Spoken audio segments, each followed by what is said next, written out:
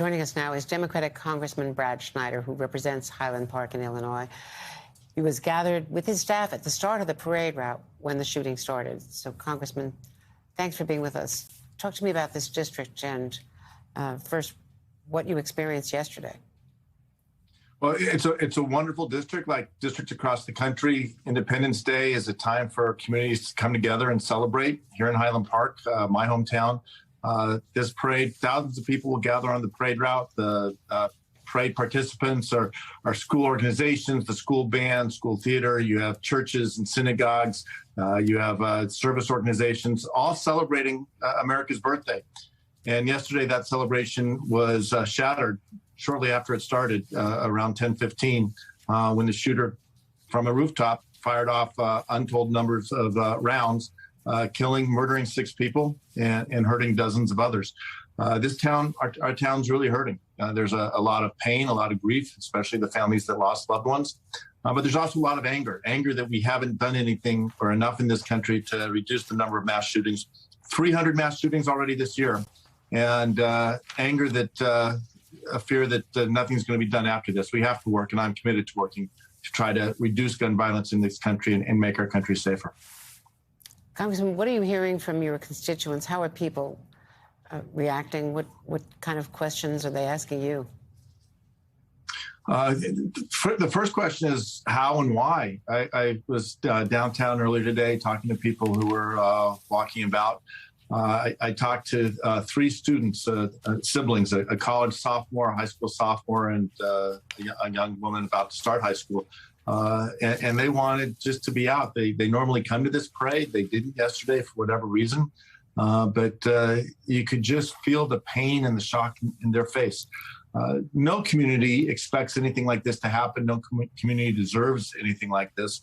And when it does happen in your own community, it's a punch in the gut and a shock to everything you think and believe how the world works.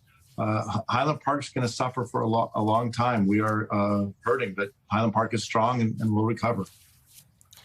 And Congressman, what laws could be changed? I mean, you know the problem, even with coming up with that compromise on guns.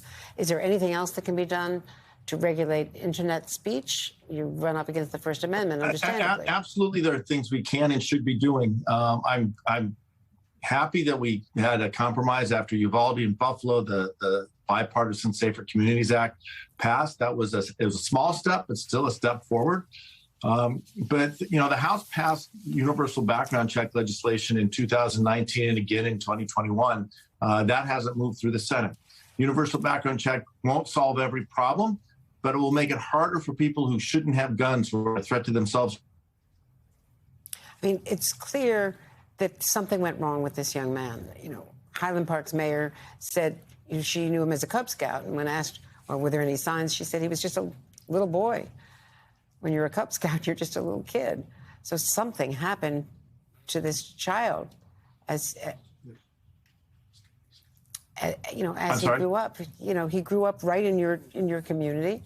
Someone noticed something. He dropped out of high school. Some teacher, somebody must have noticed that there was something wrong with this young man. I'm sure. I don't know the man. I don't know the family, yeah. But it's a tragic story, and I'm sure there'll be more information coming out in the days ahead. But what I was saying is, we can work to reduce gun violence by addressing the gun problem. We also have to address the mental health issues in our country. We are under-resourced after COVID. So many people are struggling, can't get access to the care they need. We need to make sure that we provide the resources in our schools, resources in our community in general, training professionals, whether those are doctors or psychologists, therapists, making sure that we are a supportive community, a supportive country, and people getting the mental health care that they need and deserve. We've been told by Tom Winter and our team covering the federal authorities that there are no federal charges at this point that are going to be put on. There's no hate crime per se. There's no specific speech against the Jewish community, for instance, in Highland Park. Do you know anything from local law enforcement about what charges may be lodged against this person of interest? I don't. Again, I think the crime scene, the area that you're showing on camera right now, that area is still locked off. The police and law enforcement are doing all their work to collect the evidence they need, and the appropriate charges, I'm sure, will come. I don't know the motivation of this shooter. I can't imagine the motivation of the shooter. It is true, Highland Park has a large Jewish community. We have a large Catholic community, a large Hispanic community. When the names are released, they may have already been released. We know that the victims reflect the diversity of our community. This is a strong but close-knit community in Highland Park. Many people have lived here for generations. You've seen from social media, people around the country trace their roots back to Highland Park as a great place to grow up. And it is a great place to grow up. And part of that was the 4th of July celebration that began with the parade. That parade was shattered yesterday, but our community will recover, will stay strong, and we will keep those close-knit ties. Well, Congressman Brad Schneider, thank you so much. Thank you for your service and to the community as you recover.